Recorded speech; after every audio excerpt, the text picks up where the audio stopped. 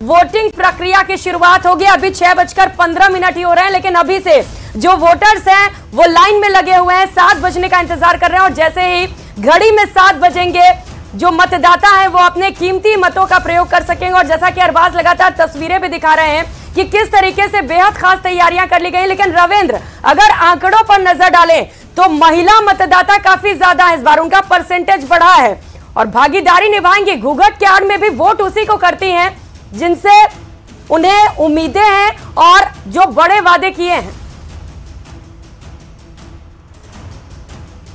प्रियंका, बिल्कुल आपने सही कहा। इसके दूसरे पहलू को अगर देखें, हम लगातार जब 12 सीटों पर चुनाव एक्सप्रेस के जरिए पहुंचे हैं तो हमने, चाहे वो ग्रामीण परिवेश से आने वाली महिलाएं हों, चाहे वो शहरी परिवेश से आने वाली महिलाएं हों, चाहे वो मध्यवर्गीय परिवार की महिला हो, मैं आपको बताना चाहूंगा भरतपुर में एक मेला लगा हुआ था।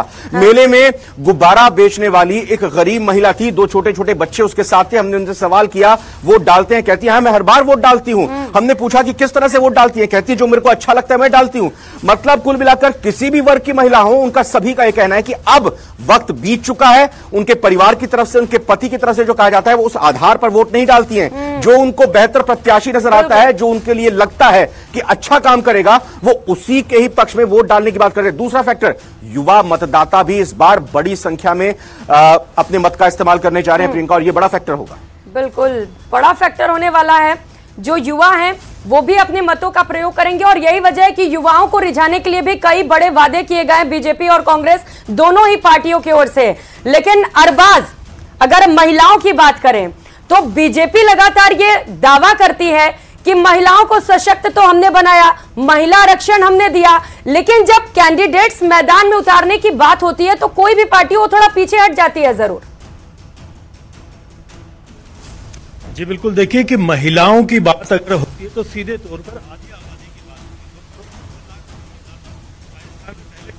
होती है। 30,29,000 से ज्यादा आज महिला मतदाता अपने मताधिकार का इस्तेमाल करेंगी। और इसमें जो बिल लाया गया था, जो नारी बंधन की बात की गई थी, उसमें आप देखेंगे कि राजस्थान में जयपुर से मंजू शर्मा और नागौर से ज्योति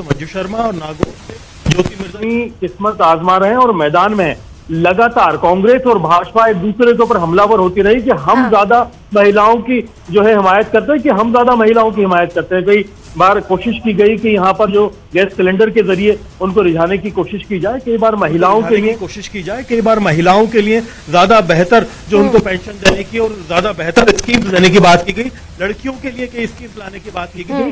सभी कोशिश ये कर रहे थे कि आधी आबादी को रिझाया जाए, क्योंकि ट्रेंड में आपको बताना चाह रहा हूँ प्रियंका, विधानसभा चुनाव के अंदर जो मतदान प्रतिशत था वो पुरुषों से ज्यादा महिलाओं का था, जो चौंकाने वाला था। और इस बार विधानसभा से लेकर के अभी लोकसभा तक जो ज्यादा नव मतदाताओं के नाम जुड़वाए गए हैं उसमें भी परसेंटेज जो है वो पुरुषों से ज्यादा महिलाओं का रहा है। ऐसे में जो परसेंटेज इंक्रीज हुआ है वोटर्स का, वो महिलाओं का ज्यादा है। महिलाओं की तादाद बढ़ी है, उनका वोटिंग परसेंटेज ज्यादा है, महिलाओं के मुद्दे इस बार काफी हावी है और कई बुनियादी मुद्दों को लेकर के यहाँ पर लगातार जो है भाजपा, कांग्रेस, तमाम जो सियासी पार्टी है वो हमलावर है। लेकिन अब देखना यह है कि ये महिला जो है राजस्थान की वो किसको चुनती है।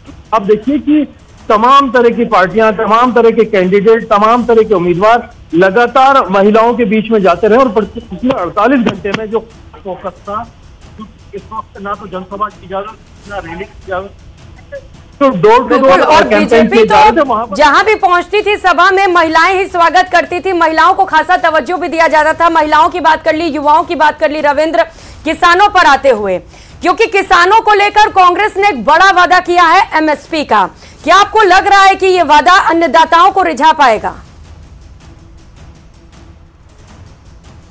देखिए प्रियंका, एक तरफ जहां एमएसपी की बात कही जा रही है, विपक्षी दलों की तरफ से, इंडी गठबंधन की तरफ से, कांग्रेस की तरफ से किसान आंदोलन की बात कही जा रही है, तो दूसरी ओर बीजेपी के खेमे से, एनडीए की तरफ से कहा जा रहा है कि किसानों को स्वावलंबी बनाने के लिए किसान सम्मान निधि उनके खाते में हर 3 महीने में, हर 4 महीने में कांग्रेस, हर 4 महीने में किसानों के खाते में पैसा जा रहा है। यह भी बड़ा एक फैक्टर नजर आ रहा है, क्योंकि किसानों की छोटी छोटी जरूरतें होती हैं जो इस सम्मान निधि के जरिए पूरी होती हैं और किसान इसको लेकर काफी संतुष्ट भी नजर आ रहे हैं। हालांकि किसानों की समस्याएं इस बात को लेकर जरूर देखने में सामने आ रही है कि जो उनकी पैदावार होती है उसको सही तरीके से बाजार मिले, उसका सही मूल्य उनको दिया जाए। तो किसानों के मन में भी कई सारी बातें हैं और अपेक्षाएं भी बहुत ज्यादा बढ़ गई हैं, और जो उनकी अपेक्षा पूरी कर रहा है या जो उनकी अपेक्षा पूरी कर सकता है। उस लिहाज से किसान इस बार वोट डालने का मन बना रहे हैं। लगातार भले ही कोशिश की जा रही हो कांग्रेस की तरफ से एमएसपी को लेकर, लेकिन इसकी काट के जरिए किसानों का यह भी कहना है कि जो किसान आंदोलन किया गया, जो एमएसपी की गारंटी की बात कही जा रही है,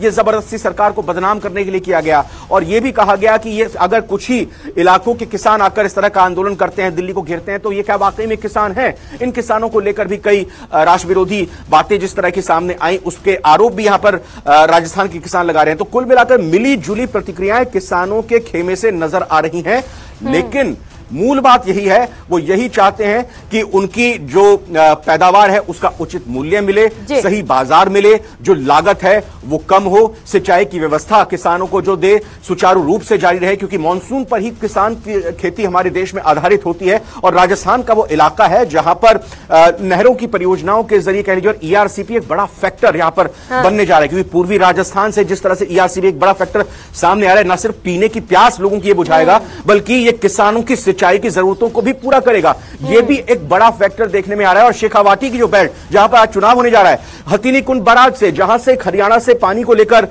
झुंझुनू के जरिए शेखावाटी की प्यास बुझाने के लिए सिंचाइयों की खेती के किसानों की खेती की प्यास बुझाने के लिए जो परियोजना लाई गई है, हां इंतजार इस बात का है कि अमल में कितनी जल्दी लाया जाता है, लेकिन यह फैक्टर भी एक तरह से किसानों के मन में लगातार चल रहा है। प्रियंका, इसे लेकर दावा भी अब किया जा रहा है बीजेपी की ओर से कि जल्द ही जल्द इसे अमल में भी लाया जाएगा। इसे लेकर प्रोसेस की भी शुरुआत कर दी गई है और ईआरसीपी को भी एक बड़ा मुद्दा बनाने की कोशिश बीजेपी इस बार कर रही है। और बीजेपी का यही कहना है कि डबल इंजन की सरकार है तो कुछ भी पॉसिबल है और मोदी है तो मुमकिन है। यह नारा तो लगातार दिया ही जाता है। बड़ी खबर इस वक्त की आपको बताते चले, लोकसभा चुनाव से जुड़ी आज राजस्थान की 12 सीटों पर मतदान होना है। सुबह 7 बजे से वोटिंग प्रक्रिया की शुरुआत हो जाएगी। कुल 12 सीटों पर मतदाता अपने कीमती मतों का प्रयोग करेंगे। एक बार फिर से न्यूज 18 राजस्थान आप सभी से यह अपील करता है कि पोलिंग बूथ तक जरूर जाइए और अपने पसंदीदा नेता को जरूर चुनिए। मुद्दे आपके जो भी हो, आप उनके बिहाफ पर पोलिंग बूथ पर जाइए और अपने मतों का प्रयोग जरूर करिए। तो 7 बजे का वक्त कुछ ही मिनट का इंतजार रह गया। 6:22 हो रहे हैं, लगभग आधे घंटे ही रह गए हैं। और जो तस्वीरें हम लगातार दिखा रहे हैं पोलिंग बूथ से, वो बेहद उत्साहित करने वाला है, जहां पर अभी से जो वोटर्स हैं वो कतार में लगकर अपनी बारी का इंतजार करने लग गए हैं। रविंद्र और अरबाज लगातार ग्राउंड जीरो से हमारे साथ जुड़े हुए, जो पल पल की अपडेट हम तक पहुंचा रहे हैं। लगातार मेगा कवरेज न्यूज 18 पर आपको दिखाएंगे, लेकिन फिलहाल यहां रुकेंगे एक छोटे से ब्रेक के लिए, लौटेंगे फौरन।